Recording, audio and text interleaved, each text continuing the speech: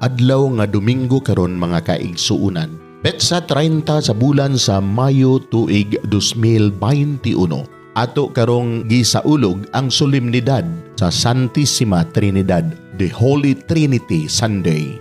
Ang pagbasa kinutlo gikan sa Ebanghelyo sumala ni San Mateo, Kapitulo 28, versikulo 16 ngadto sa 20. Ang napulog usa ka tinun-an miadto sa Galilea didto sa bungtod nga paadtuan kanila ni Jesus. Ug sa ilang pagkakita kaniya, gisimba nila siya apan ang pipila kanila nagduha-duha. Miduol si Jesus ug biingon kanila, "Gihatag kanako ang tanang gahom sa langit ug sa yuta. Tungod niini sa inyong pagpanglakaw, himua nga akong mga tinun-an ang tanang katawhan sa kalibutan. Bunyagi sila sa ngalan sa Amahan, sa Anak ug sa Espiritu Santo, ug tudloi sila pagtuman sa tanan nga akong gisugo kaninyo.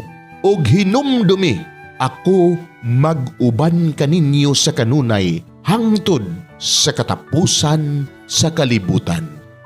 Mga igsuon, ang Ebanghelyo sa Ginoo. Daygon ikaw, O Kristo.